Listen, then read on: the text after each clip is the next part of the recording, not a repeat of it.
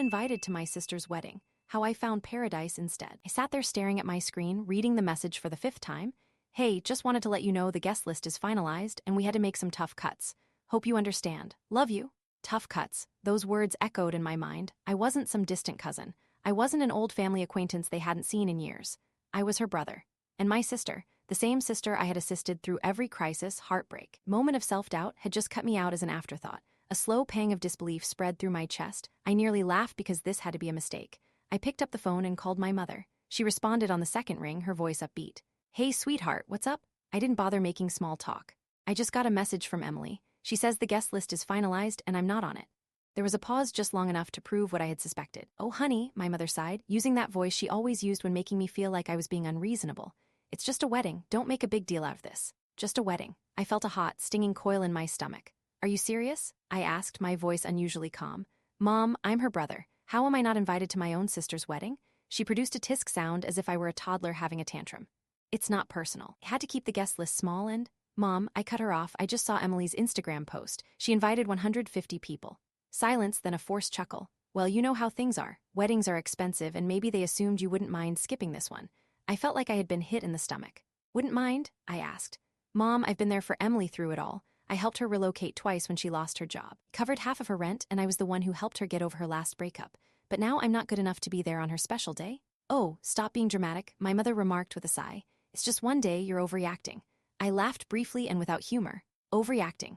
Right. I could already predict how things would go. I would argue my mother would shrug me off. Emily would certainly provide half-hearted apologies later. And I'd be expected to forgive and forget because that is what I have always done. Not this time. Something within me cracked. If I wasn't worthy of inclusion, then fine. I would not be. I hung up without saying anything and began browsing through my phone. If I wasn't planning to attend Emily's wedding, then I was going to be somewhere much nicer. I was going on vacation. The more I thought about it, the angrier I became. I wasn't the type of guy who got upset over trivial matters. I had previously let a lot slide. Emily had repeatedly forgotten my birthday. She would only call me when she needed something. Our mother always wanted me to be the understanding one. Emily managed to get away with murder, but this was an entirely new level of disdain.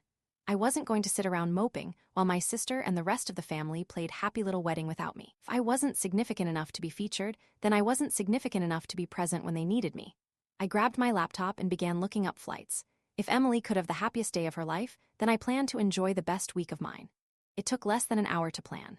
I reserved all-inclusive accommodations at a 5-star resort in the Caribbean, suite with an ocean view, spa services, and access to a private beach. I had always convinced myself that such a trip would be too pricey. Not this time. I wasn't just traveling for a holiday, I was making a statement.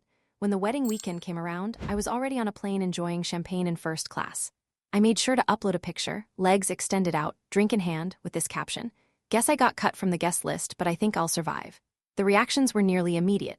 Some of my cousins sent laughing emojis. My aunt, the only rational member in the family, commented, "Good for you, should have taken me with you." But the best reaction came from my mother. She sent me 3 texts in a row. Where are you? Are you seriously missing your sister's wedding over this? You're being petty. Petty. I wasn't even close to finished. I responded with a photo of the beach, complete with white sand, crystal blue ocean, and a postcard-perfect view. Then I shut off the phone. I wasn't about to let them guilt me. Not this time. For the first time in many years, I was not putting my family first. I was putting myself first, and it felt incredible. By the time I arrived in paradise, I had entirely eliminated any lingering remorse.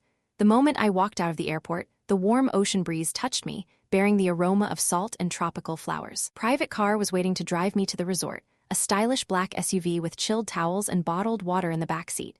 Yeah, this was far better than a wedding. As we drove down the coast, I reflected on how right I had been to do this. Back home, my family was presumably busy preparing for the big day.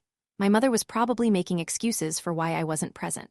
My sister was laughing with her bridesmaids, not giving me a second thought. But I wasn't treated as an afterthought here. Here, I was the priority, my priority. The resort was something out of a fantasy. The lobby had enormous palm trees blooming within a massive open-air architecture that allowed in the ocean wind and the kind of service where you were greeted with a cocktail before you checked in. My room, unreal.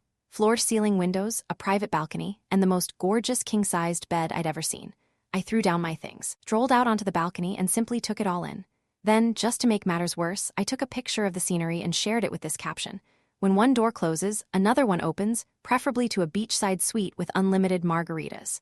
I knew it would find its way back to my family, and honestly, I hoped it did, because for once, they could understand what it was like to be left out. and I was only getting started. First full day of my trip was simply fantastic. I began the morning with room service, which included fluffy pancakes, fresh fruit, and coffee that was so wonderful it ruined every cup I'd ever tasted. Then I spent the entire day doing precisely what I wanted. No responsibilities, no family turmoil, just me, the ocean, and a time frame focused only on my own enjoyment. By the afternoon, I was lounging on a sun by the infinity pool, martini in hand, watching the waves roll in. Every so often I'd check my phone, not to check in with my family, but to look at the growing number of responses to my vacation posts. The comments were gold. Cousin Jake, bro, where are you even? Aunt Lisa, okay, now you're just showing off. An old college acquaintance, dude, invite me next time. Finally, I received a notification that made me smirk. Emily saw your post. Oh, now she was paying attention. I could just imagine her reaction, sitting in the bridal room, sipping inexpensive champagne, scrolling through Instagram only to see me having the best life while she was anxious about her wedding. Good. I leaned back, took another sip of my beverage, and thought, enjoy your special day, sis. I hope it's all you wanted. However, when the sun began to set, something unusual occurred. My phone started to explode. Initially, I ignored it. I figured it was just more people reacting to my photos. But then I noticed the names: Mom, Emily, Cousin Jake, even Uncle Rob. Call after call, texts coming in nonstop. I raised an eyebrow and eventually opened my phone. The first text I saw was from my mother. Call me, it's an emergency. Is there an emergency attending the wedding? I sighed, debating whether I really cared. Jake then sent another message. Dude, we're not going to believe what just happened. Oh, now I was curious. I sat up and scrolled through the texts, and I quickly understood that the universe had given me the nicest wedding gift I could have ever hoped for, because as it turned out, Emily's beautiful wedding had gone up in flames. I scanned through a torrent of messages, my sneer growing with each one. Jake, bro, you dodged a bullet. Mother, call me right now, this is a family crisis. Emily, please, where are you? I need you. I stretched out in my lounge chair, took another drink of my cocktail, and continued scrolling. Then I discovered a message that made me laugh out loud. According to Cousin Melissa, the groom simply walked out. I almost choked on my drink. Did the groom leave? Oh, this was better than I could have expected. Curiosity got the best of me, so I eventually texted Jake back. What do you mean he left, Jake? Dude, during the reception. Full meltdown. He and Emily had some huge fight and then he just walked out. Straight up left the venue. Jake again? Oh, and then Uncle Rob and Dad got into a screaming match over who was ruining the family's reputation. Grandma cried. The venue cut the bar early. It's a mess.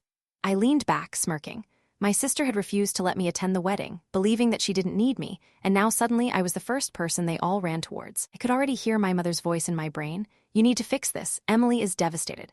Yes, no thanks. I opened the following message. It came from Emily. Answer your phone, please. I need you. Oh, suddenly I was significant. I took a deep breath and typed back a single response. Sorry, I'm a little busy enjoying my overreaction. Hope the wedding was fun.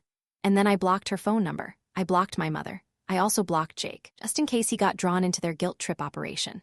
Then I turned my phone to do not disturb mode, waved over the bartender, and ordered another drink. Because while my family spiraled, I was in paradise. And for once, I wasn't bothered. The following morning, I awoke to the sound of waves breaking on the shore. The aroma of sea and tropical flowers wafted through my open balcony doors. I stretched and yawned, and for one lovely minute, almost forgot about the pandemonium at home. Almost. Then I looked at my phone. Even though I blocked the majority of my family, I still had more than 20 missed calls from random numbers. They tried everything to contact me. Several voicemails had slipped through. Despite my better judgment, I pressed play on the first one. Mom's voice, frantic. I don't know what you think you're doing, but this is not the time for one of your tantrums. Your sister is devastated. We need you here. This family needs to stick together right now.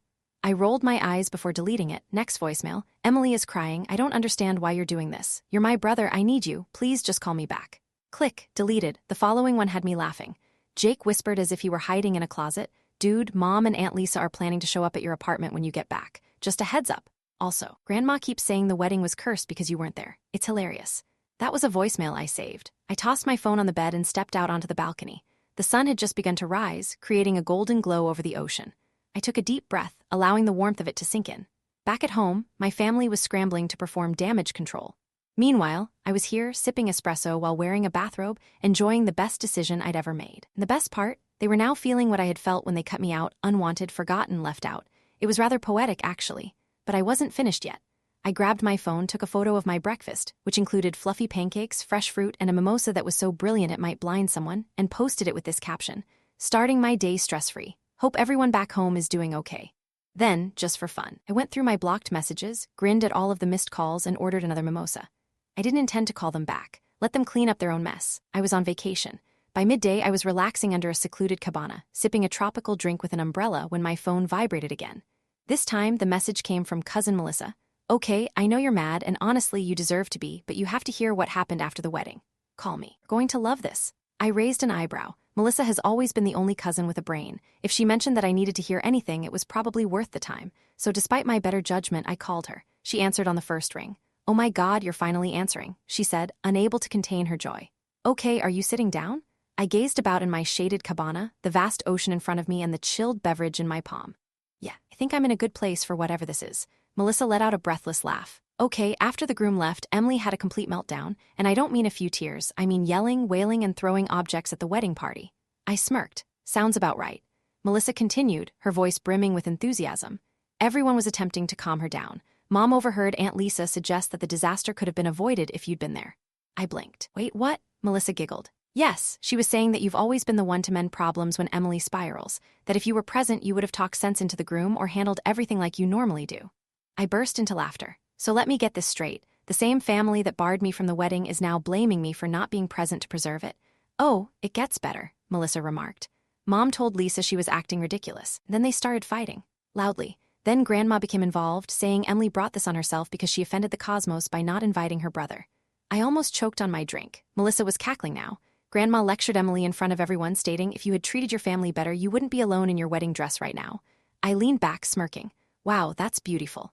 Oh, and then, Melissa said, Mother attempted to contact the groom's family to resolve the situation. His mother just smiled and said, this is your issue now.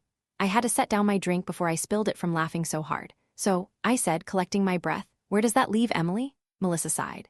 Still weeping, still blaming everyone except herself. Last I heard she was trying to save the wedding with some sort of backup plan, but let's be honest, she's not going to recover from this. I shook my head, grinning. You know what the best part is? What? I took a slow sip from my drink. I don't care. Melissa roared with laughter. Honestly, I don't blame you. I just thought you'd appreciate knowing that karma did its job. Oh, I love knowing that, I remarked, smirking. Thanks for the update, Melissa. No problem, she replied. Enjoy your trip. And for the record, you did the right thing. I hung up, more satisfied than I had been in years. Wanted a wedding without me, and now, thanks to their own selfishness, they had a disaster instead. I grabbed my drink, raised it to the heavens, and toasted to the best decision I'd ever made. Then I turned off my phone and relaxed back in my cabana, letting the beach air sweep away the rest of my shame. For the remainder of the day, I didn't look at my phone. Instead, I scheduled a sunset cruise, allowed the warm breeze to wash over me, and had a 5-star meal by the seaside. My family was still picking up the pieces from Emily's wedding tragedy. I was enjoying the greatest steak I'd ever had. At some point, a notion occurred to me, perhaps I should feel sorry for her. Then I remembered how she left me out without hesitation. Yeah, no. I took a sip from my wine, took one last shot of the view, and shared it with one caption, 0 regrets. Finally, with a contented smile, I turned off my phone again. Let them stew. I was done being their backup plan. The following morning, I awoke feeling lighter than I had in years. There was no guilt, there would be no tension, there were no last-minute family emergencies that became my job to solve, just myself and the sound of waves and an entire day of nothing but rest. I stretched, ordered room service, and out of curiosity, I turned my phone back on. A big mistake. Within seconds, my notifications surged. Mom, you need to stop acting like a child and call me. Emily, I can't believe you're doing this to me, you are so selfish. Mother, this isn't funny. Emily is heartbroken. Do you even care? Unknown number, possibly my aunt. We need to fix this family before it's too late. I groaned and shook my head. It was almost surprising how swiftly they moved from ignoring me to expecting me to cure everything. And one message caught my attention. Melissa. Okay, I understand you are ignoring everyone, but please read this. Your mother is trying to gather the family for a discussion when you return. Just a heads up. I almost laughed aloud. Oh, they assumed I would return as if nothing had happened, as if I'd just come up and let them guilt-trip me and pretend the entire thing never occurred. Yeah, not happening. I quickly replied to Melissa. Thanks for the warning, but I won't be there. Melissa, wait, what do you mean? Me. I'm extending my trip. They wanted to cut me out? Okay, I'm cutting myself off altogether. I could almost see her reaction, a combination of astonishment and amusement. A few seconds later, she responded. Okay, that's iconic. Tell me everything when you get back, whenever that is, lol. I grinned, set down my phone, and grabbed my laptop. With a few clicks, my trip was officially extended another entire week. No family, no drama, no family discussions. Just me and the water. They never allowed me to have peace, and the best part, they couldn't do anything about it. Before going to the beach, I sent one final text. Mom and Emily, oh, so you want me around now? Sorry, I'm too busy enjoying my overreactions. Have fun cleaning up your own messes.